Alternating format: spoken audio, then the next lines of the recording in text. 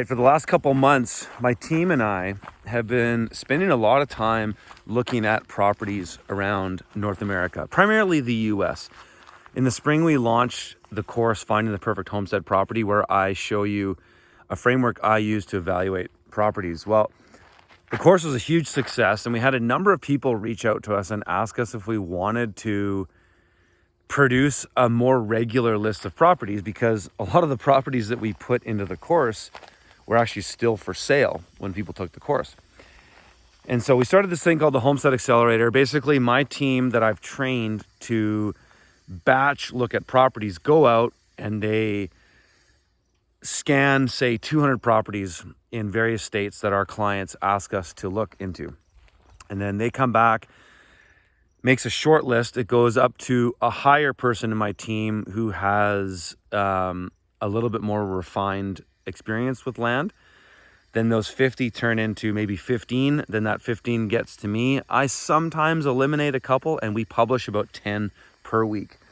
In this video today, I want to show you one of these properties that we found in Arizona. It's very difficult to find good properties in the whole southwest of the United States. Super difficult. Not only is there less stuff out there because the population is more sparse on the western side of the US, but the climate is fairly harsh because it's BSK, which means cold desert, essentially. It's hot and dry in the summer, but you get cold winters, but it's dry. And so there's also not a lot of water. It's really difficult to find properties because of that. We found this one place in Springerville, Arizona, I want to share with you. Now, the price of this property is way higher than we look for normally because we're usually targeting about $350 US when we look for homestead properties, which you can get a lot of stuff in the US at that price, especially in the Southeast, all the way up to Kentucky, Virginia, down to not Florida. It's premium, it's high demand in Florida, but Alabama, Mississippi, unbelievable value out there. But we found this one place in Arizona. I did an assessment of. I want you to check it out here. Again, the price is higher because that reflects the supply and demand of the market. And it's hard to find properties with vegetation in Arizona, let alone water. This property has it all. Check it out. For those of you who are looking in Arizona this week, this property is incredible. It's I've previewed all of these before I do these recordings here, and this property is insane. It's actually kind of comparable to what you would get in Canada for the same price. So this is obviously a lot higher of a price than the stuff we've looked at in the past, but this is a very nice property and a bit of a rare find as far as Arizona is concerned. But we are high elevation here. We are is zone 6, so we've got 17 acres here for $829,000. That's about a little over $1 million Canadian dollars. So this is somewhat comparable to price ranges that we'd see in Canada. So this property is very well maintained. We're at a zone 6B here, so even despite the elevation, zone 6B is not bad. It's still a cold climate. You still get winter.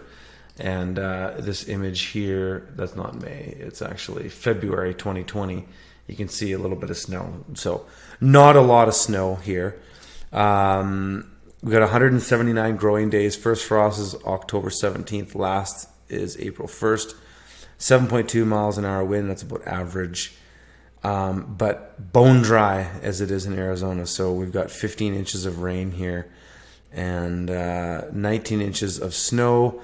And we have a pond and a well here, which is kind of neat. So there's some kind of shared access to this pond. I don't know if it's an irrigation source though necessarily. Maybe there's another pond on the property. We'll look. I don't think there is.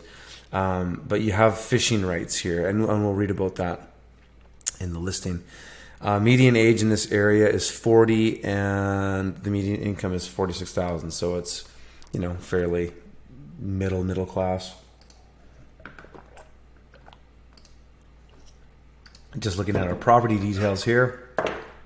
Calling all equine/nature enthusiasts dreaming of owning a rustic log home on over 17 acres of wooded paradise. This gated community sits within the heart of the Apache National Forest. Full log home Features gorgeous vaulted ceilings, wall of windows, 2 downstairs bedrooms, 2 full baths, 2 lofts for overflow. A chef's kitchen hosts gorgeous matte black appliances, granite countertops, and stunning hickory cabinetry. Master bedroom is attached to a sleeping loft and full bath, complete with steam shower, soaking tub, dual vanities, and upgraded tile flooring. Loft can be tailored to fit your needs. Enjoy the panoramic views from the large wraparound deck or hot tub. Cozy up to the large concrete fire pit as you stargaze and inhale fresh mountain air. The barn is 28 by 36, and a 10 by 36 hayloft provides ample space for your 4-legged family members or toys. Permitted 4-car garage plus guest quarters not to be completed prior to sale. Plans to be provided. Listing includes adjacent parcel of 8.5 acres with separate well and septic installed for a total of 17 acres to make your own. Private catch and release fishing pond is across the road. Countless miles of Forest Service roads are at your fingertips. Make it your own before it's too late. One of the sellers holds an inactive real estate license in the state of Arizona. That's interesting. I wonder if they're kind of obligated to say that for some reason. So really, really nice house. Crazy roofing. Nice little entry there. So those are the ponds that sit right here. Really cool barn. Really nice. Some scaffolding there. Maybe they were just finishing up some of the flashing or something there. Very, very nice deck. Crazy. That stonework. That's not cheap doing that stuff. Could do a lot of landscaping on this property. You know, none of this is all pretty rough ground. It's so dry though, you know, it's hard for things to establish here. But you do have a well, so you can irrigate. Now, we don't have details about the well in the listing, but that would be something you definitely would want to do your diligence in, talking to the realtor and finding out what are the details of that well. How high is the static level? You know, what kind of GPM can you pump out of there? Very nice appliances. Wow, really nice gas stove. Nice countertops. Very nice home. Island. Nice big sink. I like that faucet. Those countertops are like 30 grand. The black granite. Some kind of gun cabinet or something.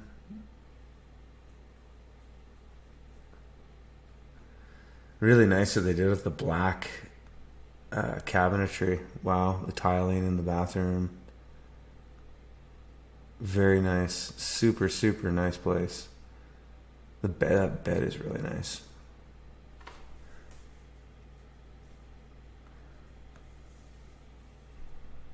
A foosball table up in the loft. And there's a walkout.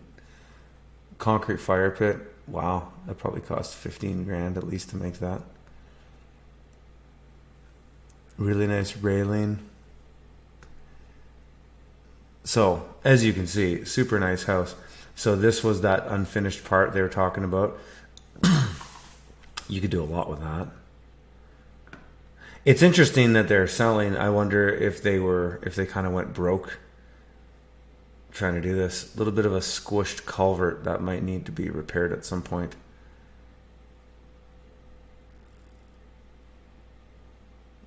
A lot of pine. So the soils, you're starting with fairly acidic soil here. But anything can be built up. Wow, that's really nice. Where is that?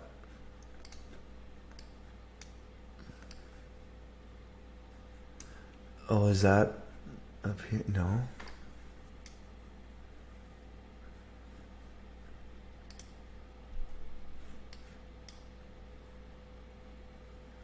Does that river go through? No, it doesn't look like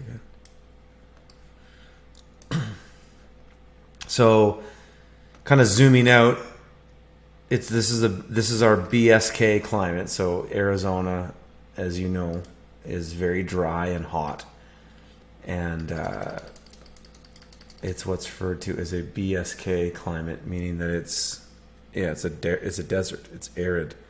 So if you don't have a solid water source, it's very tough to live here. It'd be tough to grow food. So they say it has a well, so that's good. One observation you can make that's kind of neat is you can see how you're in this chunk of trees. So this little area here is more wet than this. This is a complete rain shadow, so there's no water that really ever lands here.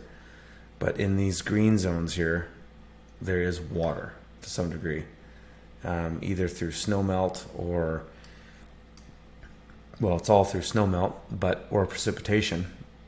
And if we zoom out further, we can see that there's this sort of green belt here. And so that means that this place gets water of some kind. It gets more precipitation than the other areas. So that's a really good thing. And there's no major threats, looking around. There's no big ag. That's what's nice about Arizona. Most of it's just fairly barren and private. So, there's no major threats around here.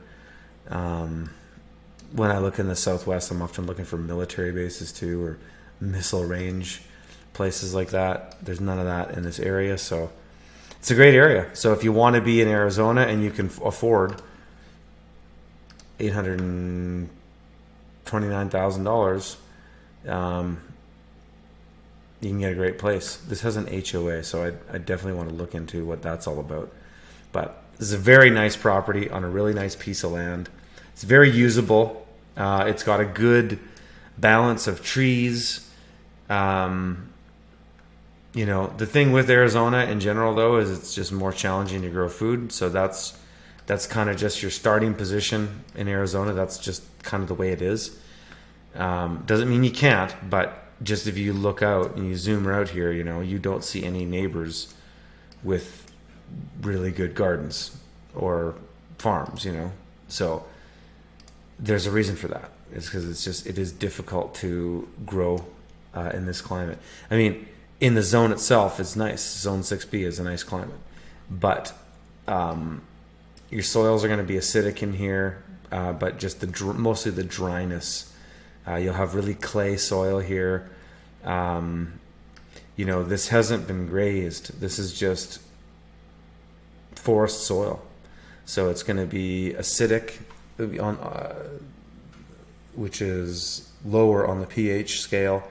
And so you'll have to do some reconditioning. But if I was to farm in here and grow crops, I'd be cutting up areas in here.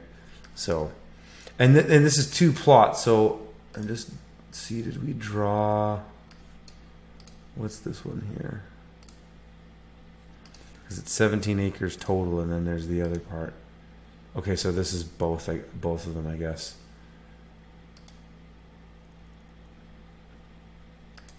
So yeah, very nice place in Arizona if you can afford it.